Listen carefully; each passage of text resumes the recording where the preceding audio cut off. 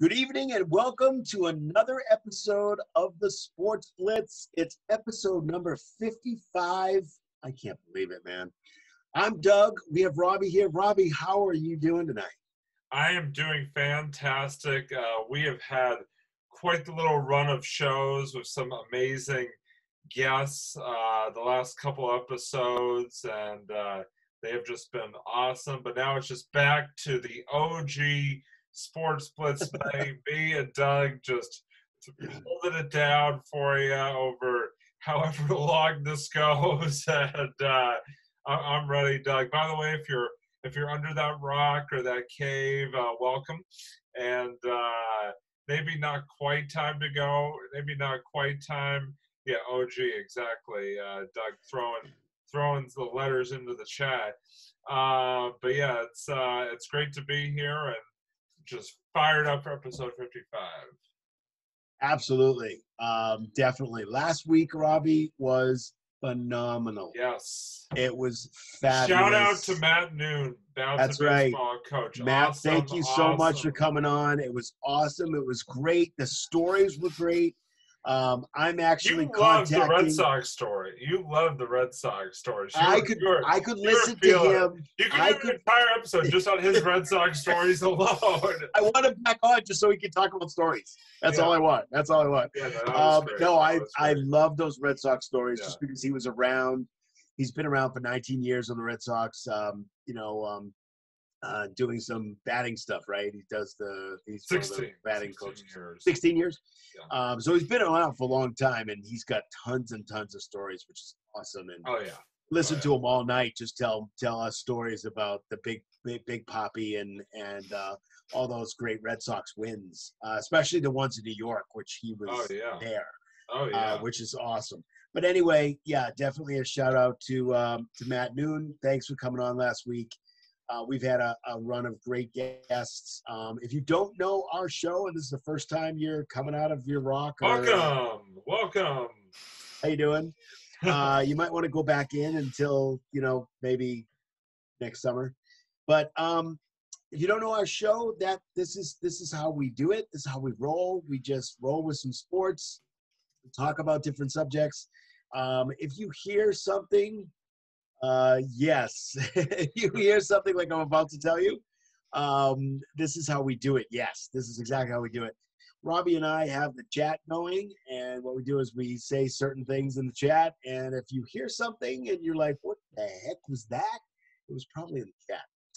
So speaking of chatting, let's just dive right in, Robbie. Let's go with our actually a team that's playing tonight. Second game is our Boston Celtics. Let's talk about not this game because they are little update. It's halftime, right? It's about to start the third quarter with the Celtics holding a 13-point lead, 60-47 in Game 2 versus the Heat. Yeah. So let's talk about the first game first. Actually, good idea. Robbie, what did you Makes sense to me? What did you think about the first game? Let's see. Where do I start? It was basically 85% of it was good, and then the last 15, or the most important 15%, I should say, was horrific. It was sloppy. It was flawed. It was frustrating. It was all of the above. I mean, this team had a double-digit lead well into the second half, and then basically decided that they were going to just throw caution to the wind and start throwing up threes and, having sloppy turnovers and just all the things that you do not want to do when you have a double-digit lead in a playoff game in the second half. And credit to Miami. They took advantage. They came back, forced overtime, and then ended up pulling out in overtime. So just a very, very frustrating game for the Celtics, but really kind of showed some of the issues that have been plaguing this team all season when it comes to closing out games, which we'll get into here. But yeah, just wait, Robbie, hold on. Wait, excuse me, what? Oh, wait, I have a water girl here. Hold on. Can you come on, Cole? Well, no, whatever. If you want to, totally. And this is the water girl right here. You gotta come over here. Oh, look, it's special surprise guest. Yes, surprise guest. She brought me my water, which is really cool. Thank you so much. That was very nice. It was very nice to bring me water because I'm parched. But yes, I got mine she brought too. me my water. Mine too, by the way. Yeah, see, we all got water. So I'm sorry, I didn't mean to interrupt, but it was very important that we. Yeah, totally priorities. No, I was just saying that it was really a game that sort of encompassed a lot of the issues that we've been having with the Celtics. It's right. Marcus Smart takes a 3 and misses. But yeah, like I said, just a very disappointing, frustrating game, and hopefully they can bounce back tonight, which, right now they're up by 12. But again, we'll have to see how they close it out down the stretch. But yeah, just very, very frustrating game one, really.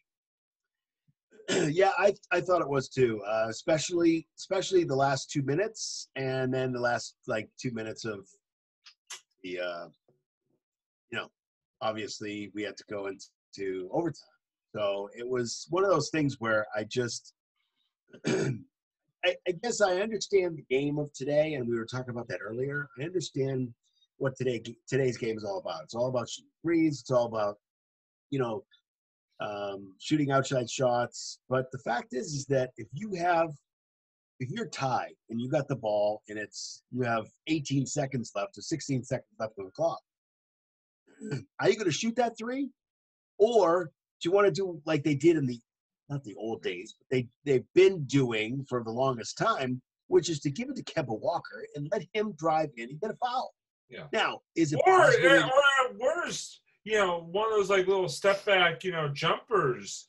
Right. I mean, he's shown he can hit the mid-range shot so well. I mean, why not attack at the very least? Give yourself a chance for a little mid-range jumper at the bar rather than a 3-pointer from Arkansas, as you alluded to off air, or Alabama, right. One of those states. It was Arkansas. Yeah. But yeah, long range. It was way past the 3-point. It was just really, like I said, just really frustrating that they basically stopped doing what has really made them successful. And that's attacking the basket. At the very least, like you said, drawing fouls, and or at the best, getting easy layups or dunks or whatever the case may be. I mean, it just every time they settle for a three, I just am shaking my head. I'm just yelling at my television. I mean, it's unbelievable. The simplest thing seems to be so difficult for them to comprehend. Yeah, we just talked about Kemba Walker a few minutes ago. I wanted to ask you your opinion of him in this, not just this series, but the last series too. He hasn't really played. Yeah, hasn't really played up to his potential. No. What do you think the issue is there? I don't know. It's a good question. I think that think he's hurt. Well, that's what I'm wondering. That's what I wonder is that maybe he's he's sort of playing through pain. Obviously, we know sort of that he's been dealing with some injury issues this season, which is why they sort of really limited him, during the end of the regular season, so he could be good to go for this playoff run. But you really don't know, sort of under the surface how his status is in terms of how he's feeling on a game-to-game basis. But yeah, he definitely has been struggling. Yes, you are limited in different ways than Kemba Walker. So am I, for that matter. But yeah, it just you just don't know, and it has been kind of disappointing to watch. I mean, Kemba, is one of those guys who, I mean, when he's on, he basically takes over a game and, really, really ups your chances of winning the game when when he's on, and to sort of see him be struggling like this, is definitely frustrating, especially given, where we are in terms of the playoffs. So, I would not be surprised if maybe he's feeling a little something, beneath the surface that he's not really letting on about. You just don't know, but it definitely has not been the Kemba of the regular season that we've been seeing. Yeah, I see I see the possibility of some kind of nagging injury or the injury he had before, and is probably just trying to play through it. He also has not, and I can't say he's nervous. I mean, nervous is probably the wrong word. He's never gotten this far. Yeah, I mean, he never ever gotten this far in terms of this far in the playoffs. Yes, he's an experienced veteran, but he's not a veteran of the playoffs, a deep playoff one. Anyway. Now I will say this to that point is that if you're gonna make your first sort of deep run like this sort of venue may actually be one of sort of on the I hate to say easier side, but I mean you're basically, it's not like your first deep run you're having to go on the road and play, in front of opposing fan bases, a hostile crowd, hostile road environment. I mean, you're basically playing in a bubble in front of maybe friends and family, if that. I know they just allowed those sort of guests to come in for these later rounds, but I think that definitely you can't really make the crowd sort of argument because there is no crowd. Right, it's just noise. Just noise. Just some background noise. I think. Hey, listen. On that point, Robbie, I think they've done exceptionally well. Oh yeah. With the bubble itself, but I think they've done exceptionally well with the fact that they do have a little bit of crowd noise. I think the digital people that are there and all that kind of stuff is looks a little strange, but I understand why they have it to kind of mimic fans. So I totally get that. But that's a little strange to me. But especially when they're like all off cue, like when they're basically cheering something that happened like 10 seconds ahead of time or beforehand. I mean, it's like it's very. I guess there's a section, Robbie, with real fans. There's a section that has real fans. They don't know when they're going to be on, so they just keep going like yay, yay, and they don't have no idea when they're going to be on. So they just keep doing it for the whole time that they're there, and all of a sudden that they're on. Yeah. I don't think they ever know that they're on, but they're on a Zoom, and that's how they do it. I think. Yeah. Or some kind of digital enhancement or something like that. I don't really know, but I think there's. For some reason, Kemba's just a little off because he's not playing the way he typically plays. Thanks. First of all, I said that Robbie called me limited, and then I called him hostile. And he said, "You don't know anything. You're a little off." Thanks. I am a little off. We're both but that's okay. That's what makes us great. So, get back to Kemba. I think Kemba should be a key to this playoff, and if they make it to the finals, he needs to step up. He really does. And I have full confidence that he probably will, unless he's genuinely hurt. Hold on. Breaking news here.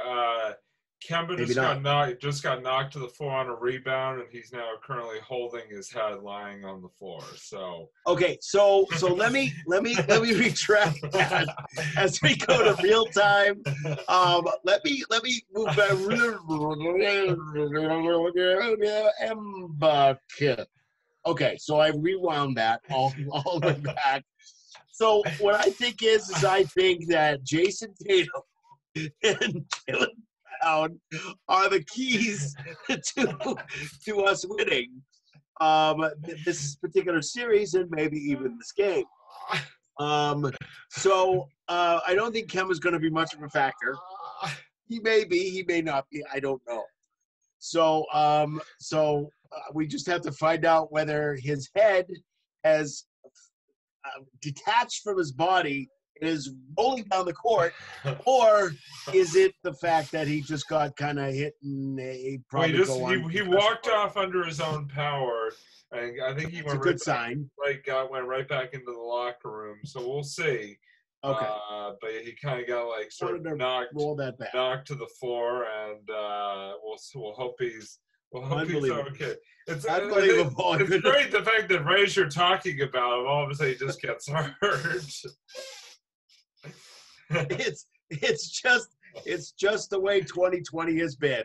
I'm just telling you, that's just the way it is. Oh yeah, you never know what's around the corner because you got to look behind you and make sure there's not. Is there anything over there, Robbie? No, surprisingly not. Wait, is Kemba over there? Okay, so Jason Tatum, is that you? Jason Tatum, is that you? Yeah. He's not walking through that door. To invert that a little bit, Jason Tatum has been playing off the hook. Inverting. Yes, I'm inverting right now. Jason Tatum's been playing off the hook, Robbie. What do you think of Jason Tatum, man?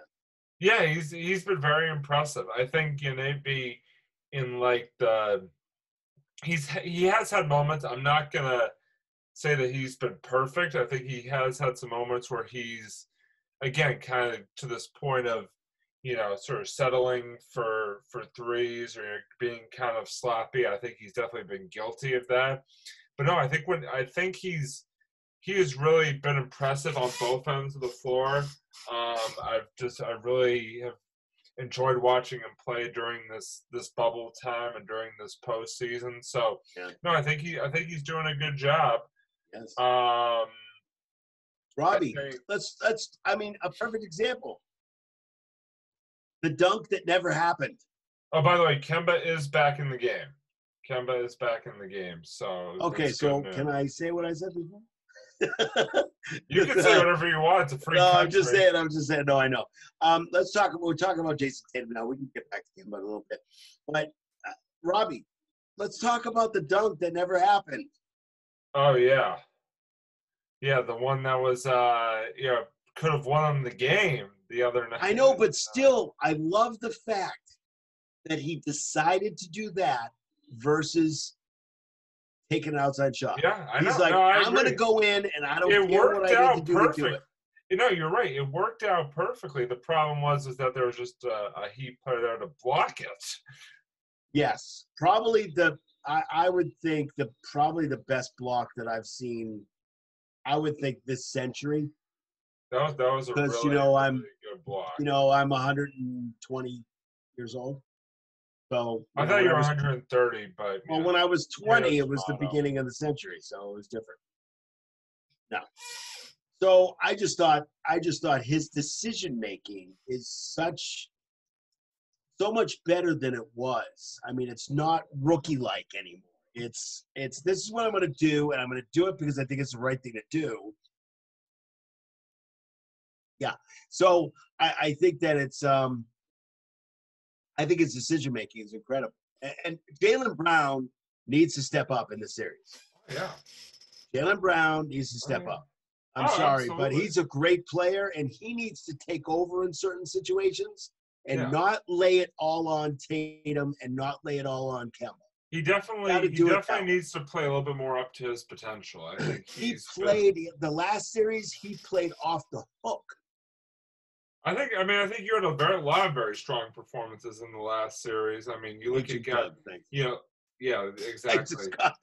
But you look at guys like, Marcus Smart. I mean, just you want to talk about, just impressive play. I mean, Marcus Smart just has been unreal this entire postseason, and just even in the game one loss, looked very, very solid. And what a big play by Smart, helping in game 7 against Toronto with that block that kind of helped to sew up that series.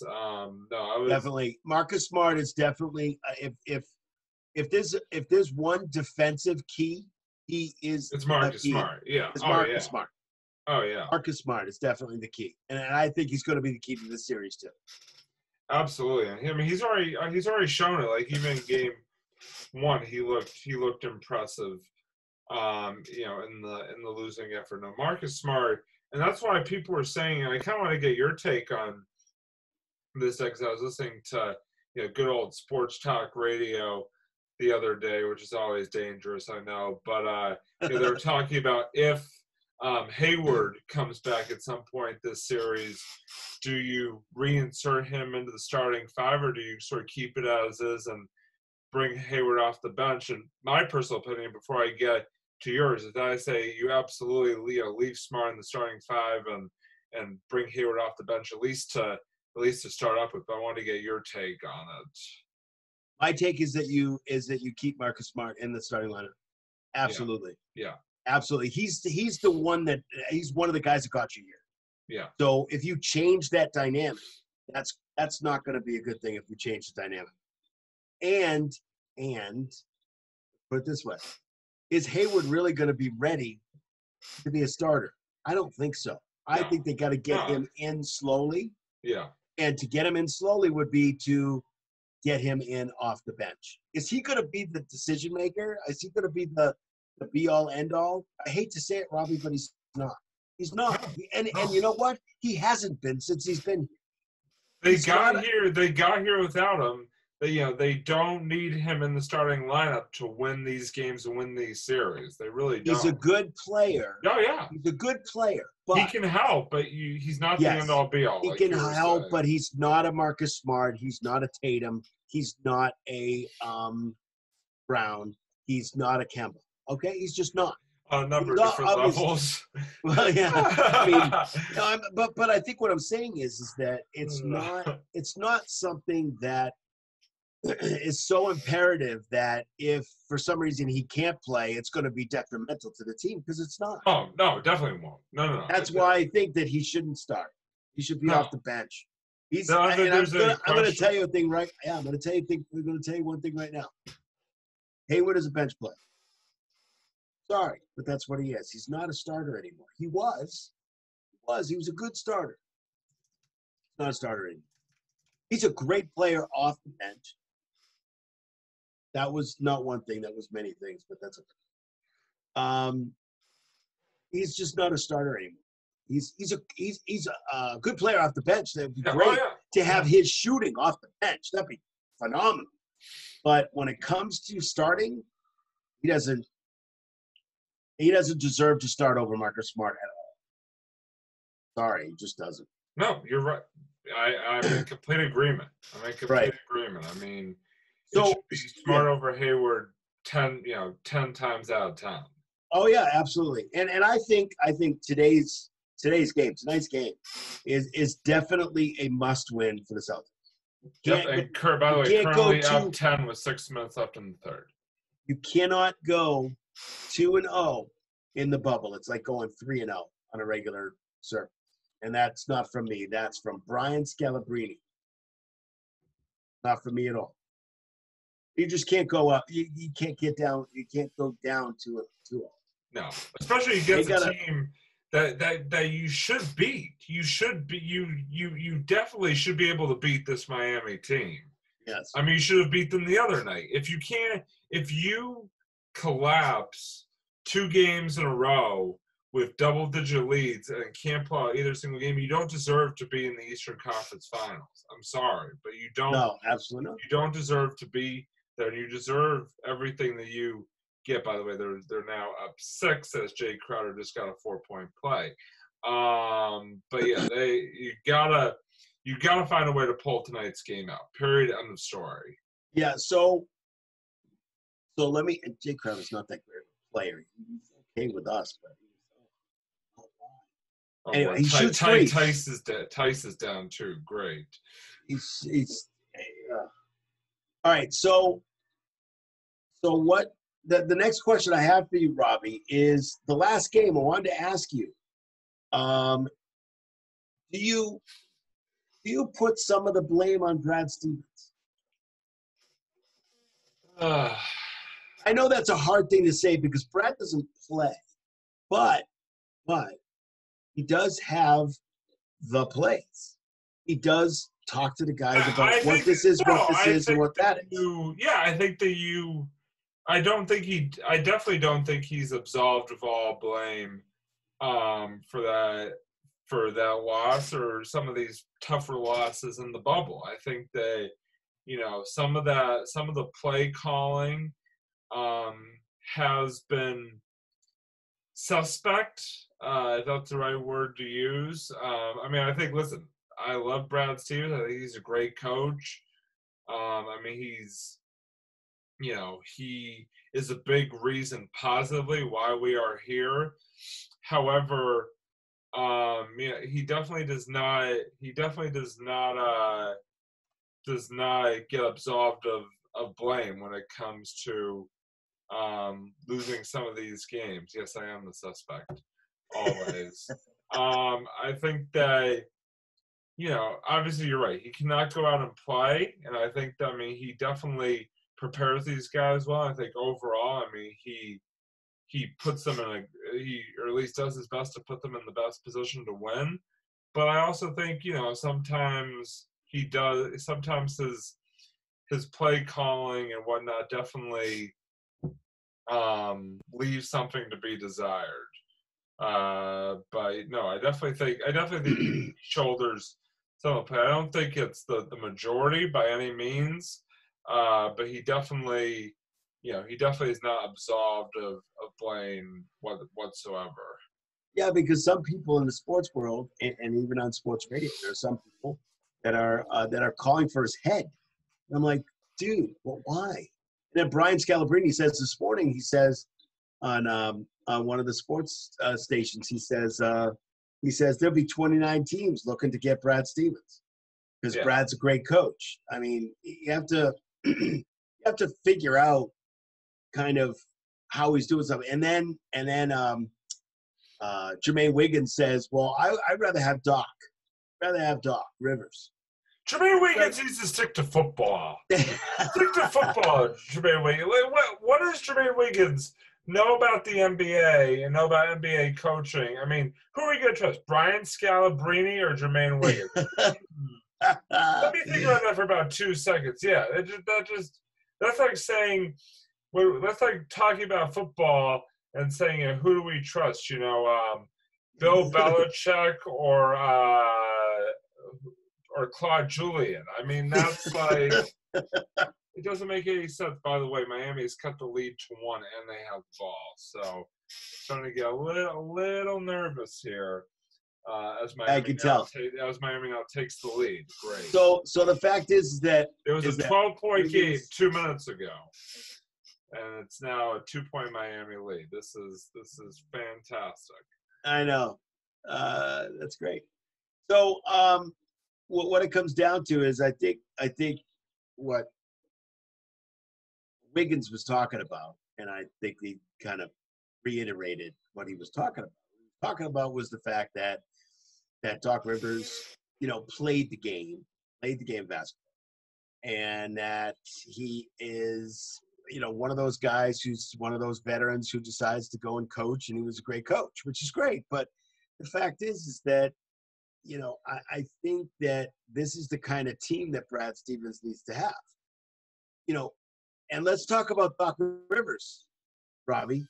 Let's talk about Doc Rivers and the fact that this is how many times has he lost a series in the Clippers? What a collapse by the Clippers. With the Clippers, they were up 3-1. You want to talk about choke jobs? They were up 3-1. What a choke job! You have Kawhi Leonard, you have Paul George. You have arguably the best team in the Western Conference, minus maybe the Lakers, and you can't close out the Denver Nuggets when you're up 3-1.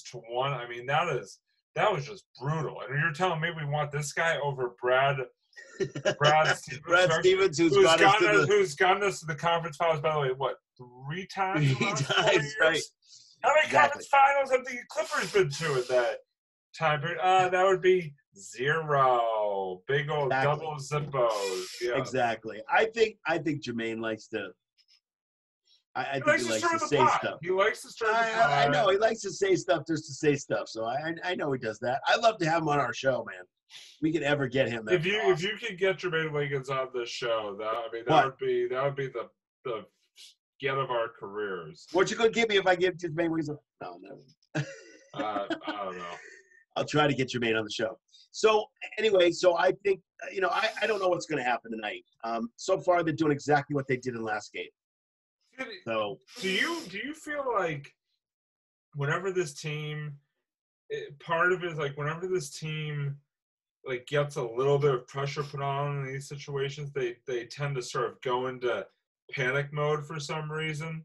Definitely, it just feels like that game in, game out. When they get a little bit of pressure put on, they just for some reason tend to go in this panic mode, which I don't get because because there's really no need for it.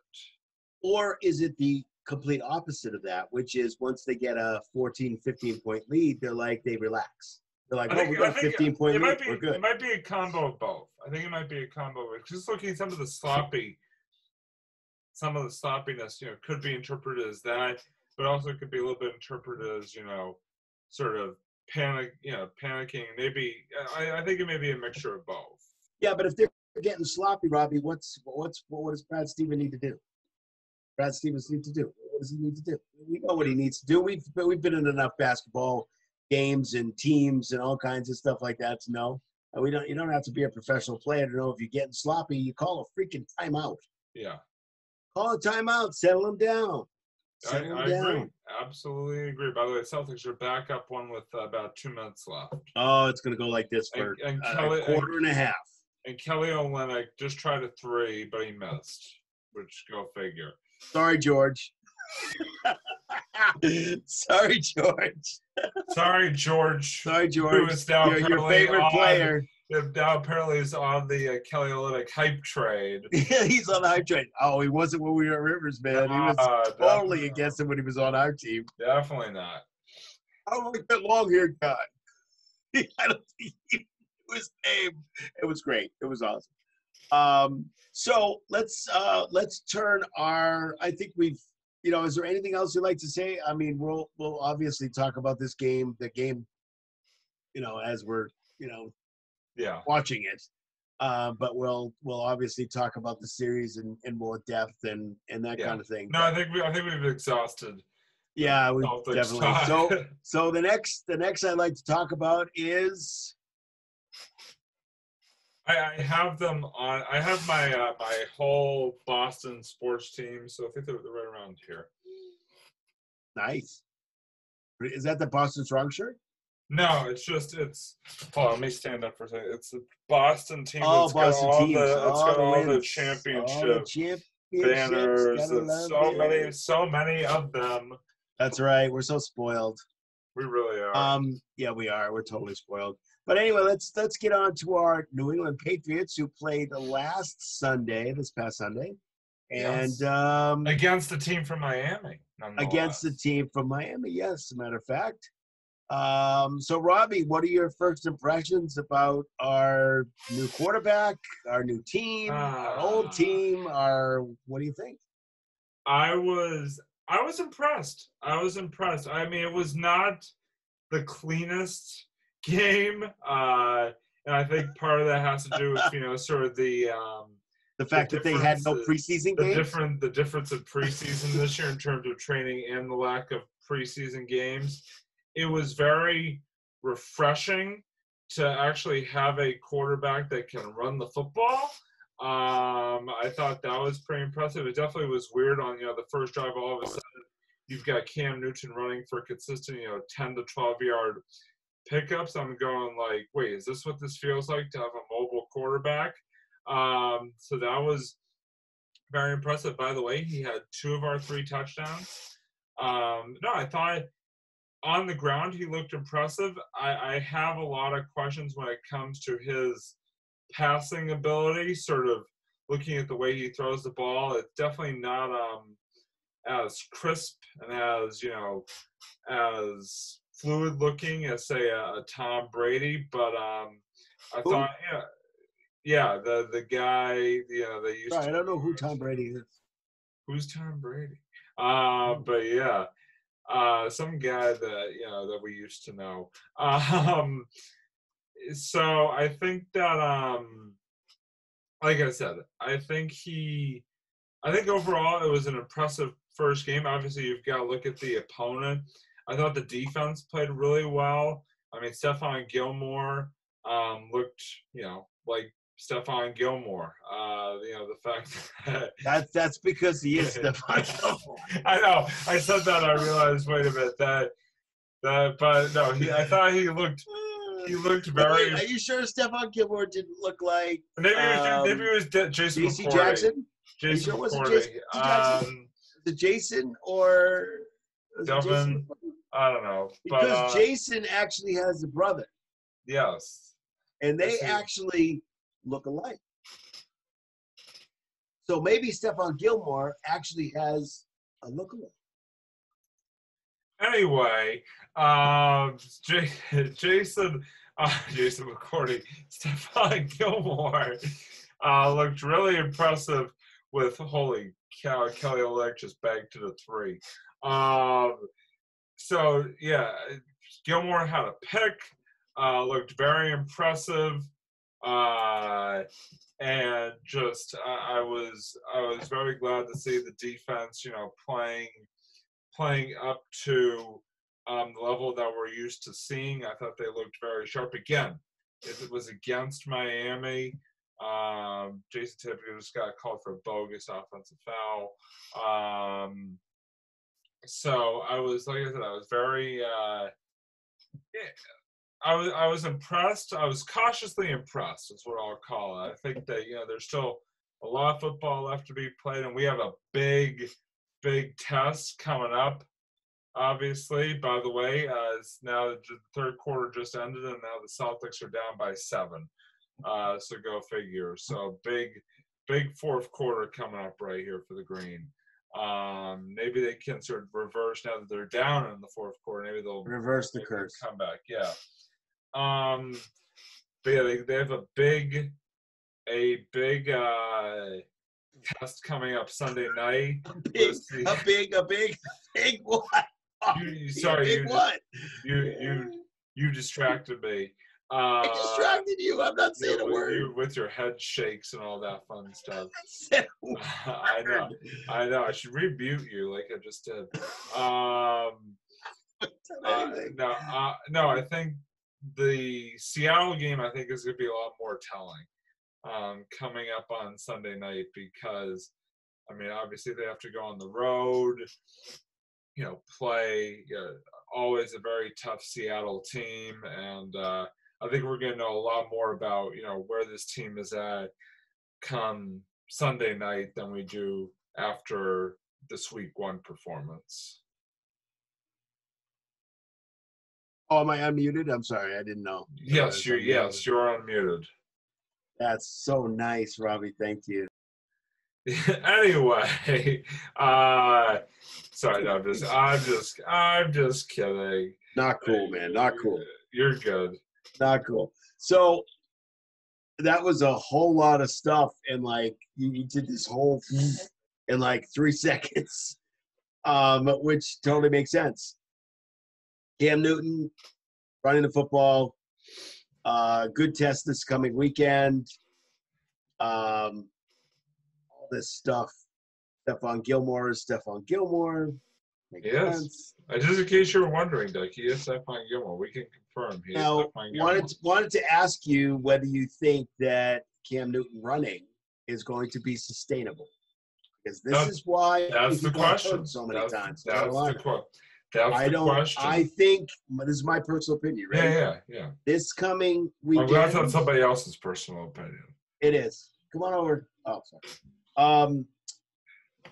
I think in Seattle you're going to see less running by him and more throwing by him. I can't. Well, that's just my personal opinion. No, it's I think their defense is. Defense is way too good. I think this is going to be a huge test. I have some questions about whether he's going to be able to sustain that. He will Oh run. yeah. If he Oh runs yeah. for 10, maybe 12 runs a game, I don't have a problem with that. I do have a problem with him running 25 to 30 because he's going to get hurt. And it's Oh yeah. and because he's a little older, and as long as he runs at the appropriate time, which is when there's nobody around, which is the best way to run, it may not happen. So he's got to figure out how to do it. He did have some good throws, though. I really like he threw to the tight end. Izzo. There was Izzo, one that Ryan he Izzo, played to Ryan. Izzo, yeah. Yeah, that was good. That was nice. And it was a couple of nice throws to Edelman. So the issue I have, Robbie, is not just him sustaining whether he can run or not, but what about our wide receivers? What wide receivers? There you go. Who's our number one wide receiver? Edelman. Who's on first? Edelman, and he's already questionable for the game. Yeah. He's already on the questionable list for the game. So I think we need to go out and get at least one more guy. We need to get one more guy. And I don't think N'Keal Harry played a bad game. I think he played a very good game. There was only one time that he made that big mistake. But other than that, I think he played a really good game. I think he was pretty good with the run. I think he helped block during the runs. And I think he played a pretty good game. Yeah. Other than that one thing.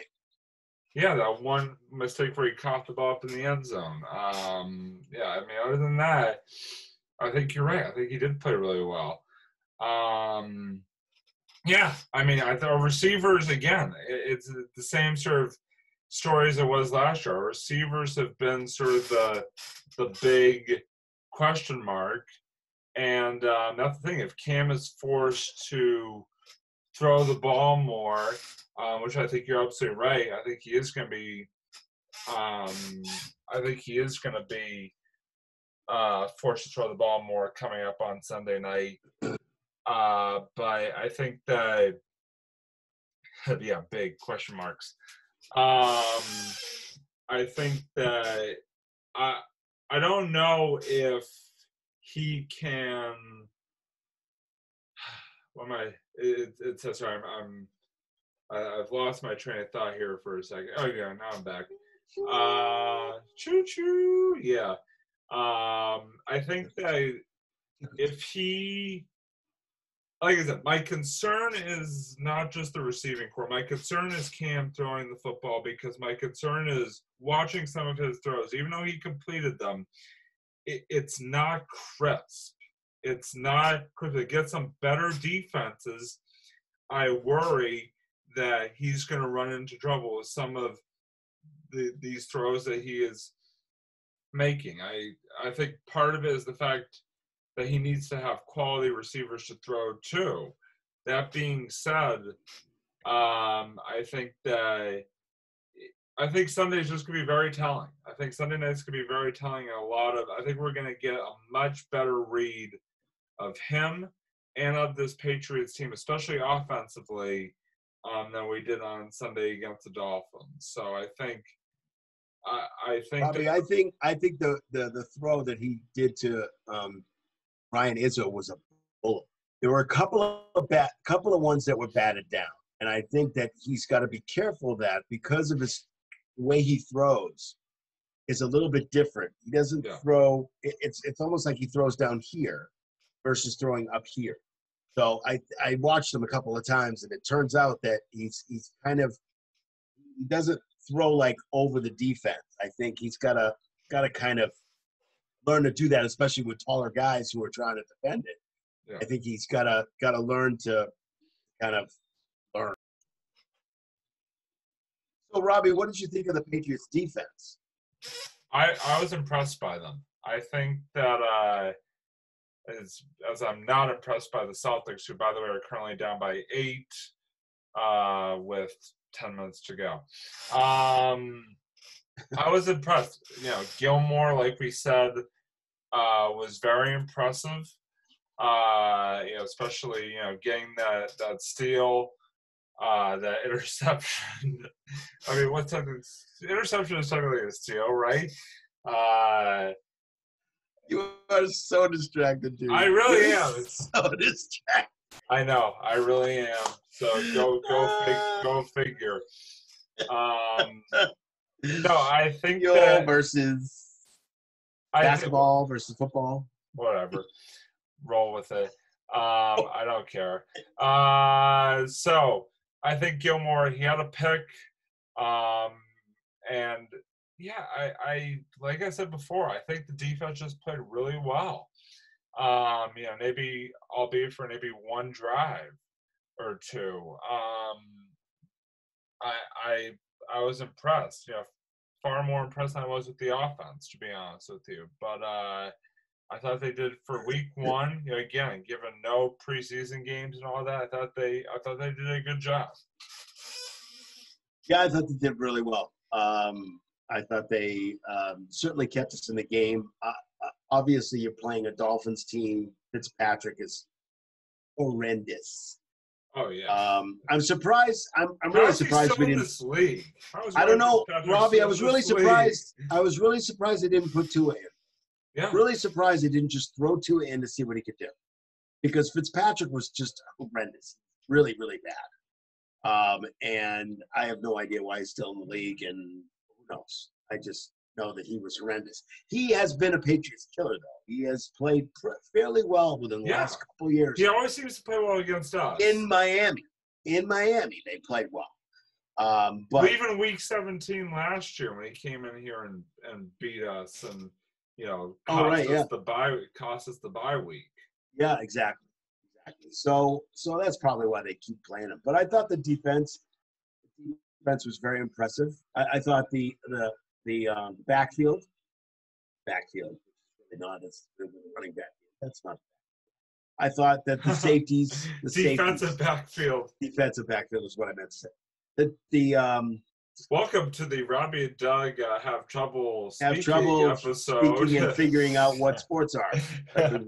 Like we started talking sports yesterday. This is our first show. How are you? So I thought the defensive backfield played very, very well. I thought that they are some of the best in the league, actually. J.C. Jackson was playing like, well, where did he? And he was playing. Obviously, Stephon Gilmore is, as you said, Stephon Gilmore. Pick six is always good to have, which is great. Stephon Gilmore. He stepped right in front of. Wait, did he have a pick six? He did. No, he didn't have a. I was about to say, I don't think he had a pick six. He did. He picked, but no six.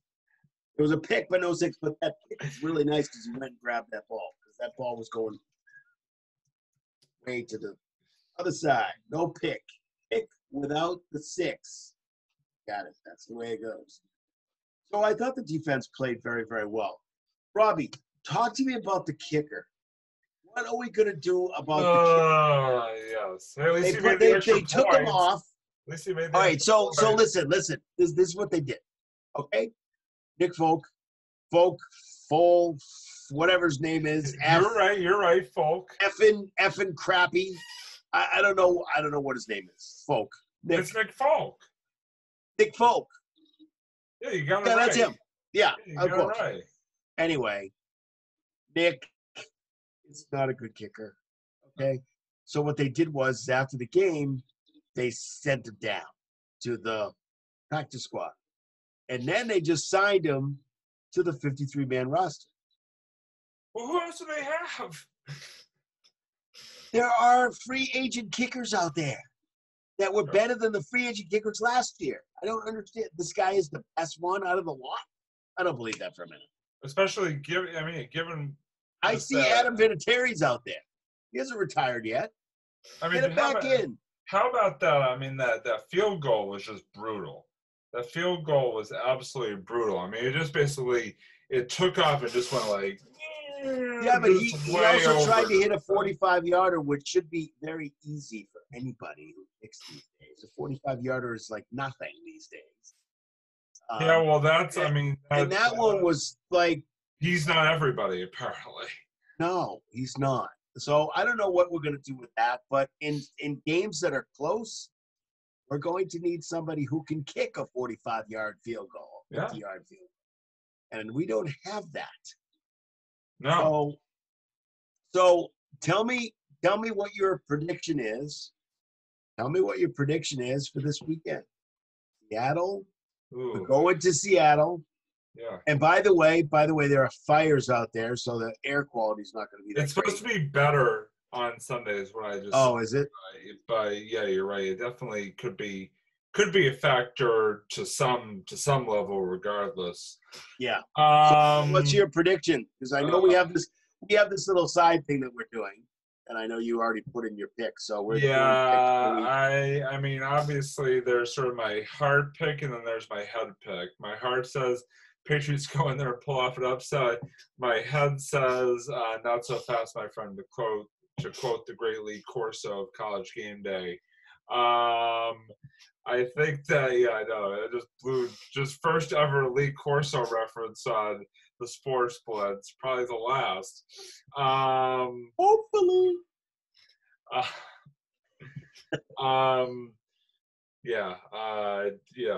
Backfield. But anyway, this is a tough one. I think it's gonna be closer than the experts predict.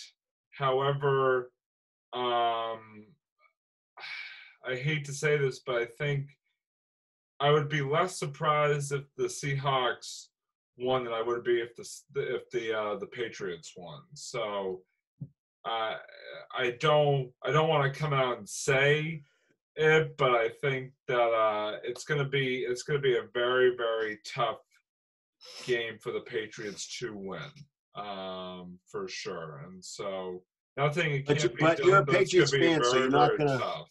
You're a Patriots fan, so you're not gonna. You're always bet for them. You're not gonna bet against them, but you're in the back of your head. You're like, well, I'm weary of the fact that this is gonna be a very, very tough test, and it will, because Seattle has a great team. Yeah. Oh yeah. I mean, defense, offense, all phases. All facets of the game. They are all phases, as Bill Belichick says. Yeah, I think it's gonna be. It's just gonna be very tough. It's gonna be very tough to go in there and win. So, yeah, we'll have to sort of see what happens, obviously. But yeah, like I said, it's gonna be very, very tough to win. Oh, Kemba just knocked down 3. Celtics are down by 2 with 7 minutes to go. Anyway, what is your prediction? I'm curious to sort of get your take on that subject.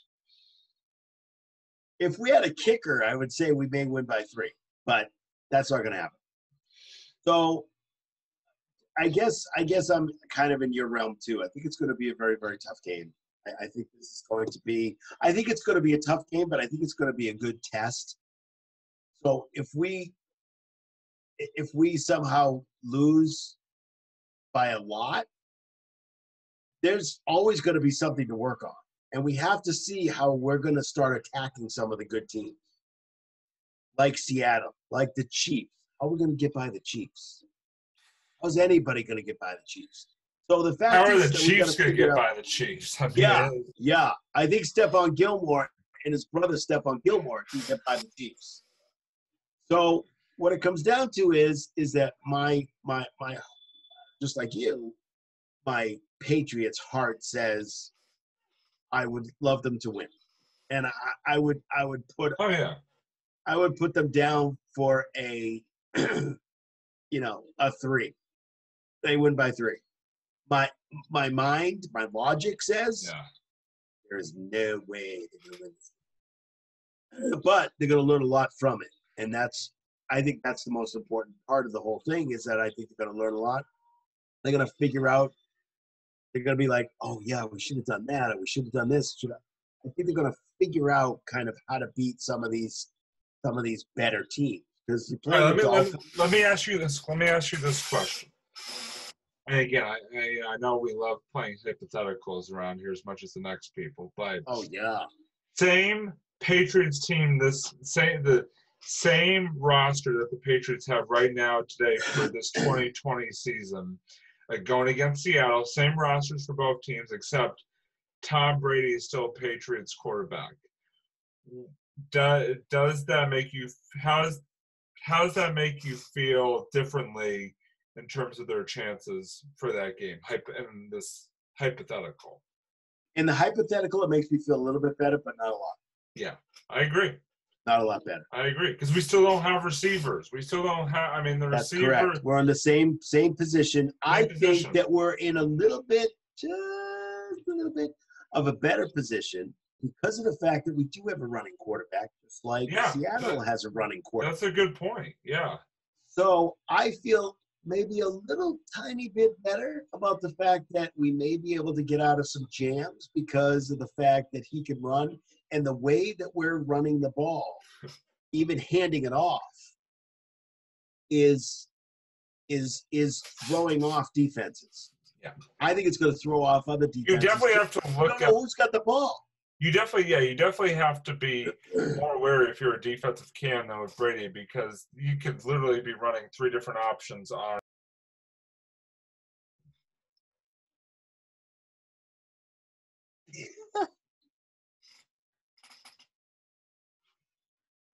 I know we're on. So at this point, Robbie, we're going to start thinking about our final thoughts. Do you have any final thoughts?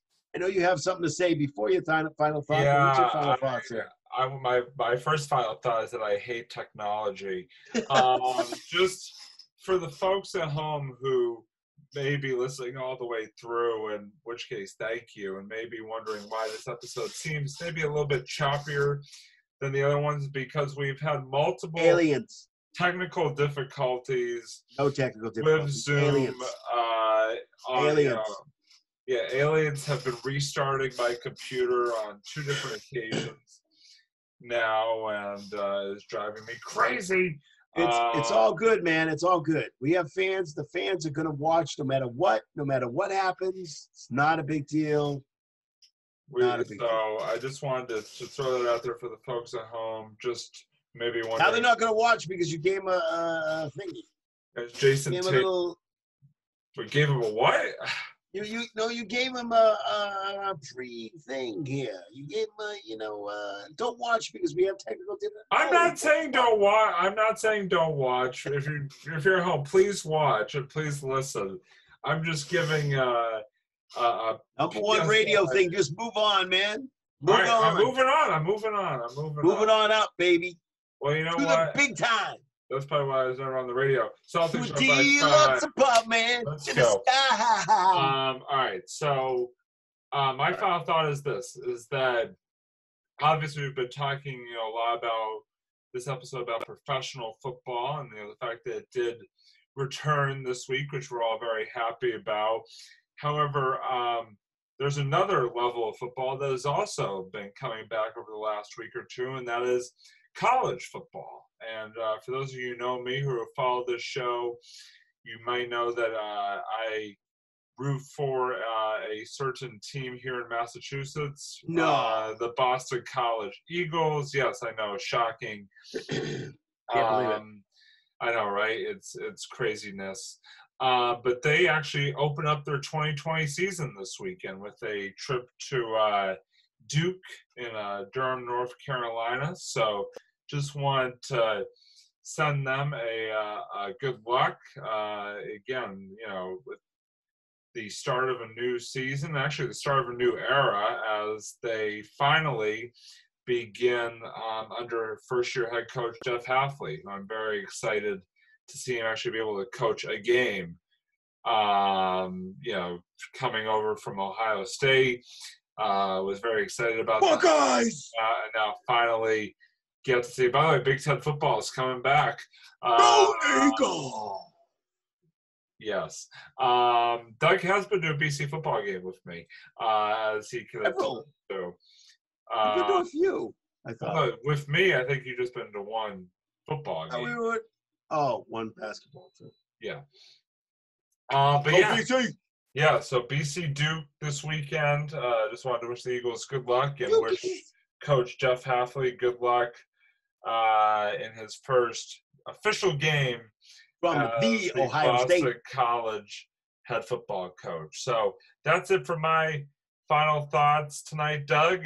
What about you? What do you have in store for us tonight in your final thoughts? My final thought is that Tom Brady is a lot like Bill Belichick in more ways than one. He was on an interview with Howard Stern today, and he was on other interviews, and they actually asked him, it wasn't on Howard Stern, but it was another interview, I believe, and they actually asked him about Coach Arians calling him out. Yes. And very interestingly enough, it was a 3-word answer. And the answer was, I am the player, he's the coach. And what the biggest thing is, you got to go see this interview, because if you see it, he's on Zoom and you have to see Brady's face. I want to get somebody saying that I saw Brady's face. I saw what it looked like. He looks horrible. It's who knows what's going to go on down there. It's just wild. So interesting. I heard it this afternoon. I didn't see it. I heard it on radio. So he spoke if you didn't know that it was Tom Brady, you would think that it was Bill Belichick saying what he just said. He was not happy about his coach. So I think that's interesting. It should be interesting to see what the reaction is. It's a different offense. It's a different kind of being. Arian said we'll give a little to Brady, but this is the offense that we're doing. And now he's got Godwin that's out with concussion protocols. Yeah. He's got somebody else, some other offensive guy who's out. I think it's a running back who's out. So we'll see what happens. But I'm still rooting for Tom. But I just thought it was interesting how he usually doesn't have a problem. Now, Bill's never called him out like that. Bill Belichick's never done that. No. But on the flip side of it, he's never sidestepped a question from anybody.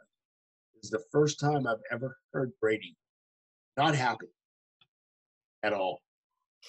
So I think it's wild, and we'll have to see what goes on with the Celtics. We'll probably talk about that next week.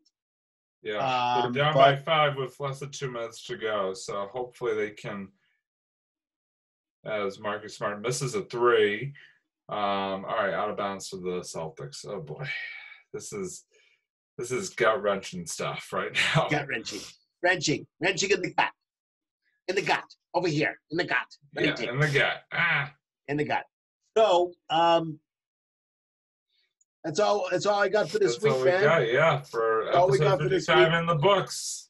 Episode 55 of the Sports Blitz. Thank you guys very much. Remember, we're on lots of stuff. We're planning on being on other things too and getting some other stuff going. So we're on Twitter, we're on YouTube, we're on Facebook, SoundCloud, all over. We're all over the place. And watch us out there, listen to us, give us your feedback on episodes that you may want to do in the future. We got some really exciting guests coming up. We have some guests coming up, including our buddy Kyle. Kyle's coming up very soon too, so we'll see. Yeah. Yep. So I know everybody loves Kyle, so we'll see what's going on, and that's all I got, Robbie. So thank you so much for being here, and we'll see you next week. I'm Doug. That's Robbie over there. There he is, right there. He's right there. Doug, Robbie, Sports Blitz. See you guys. See you later.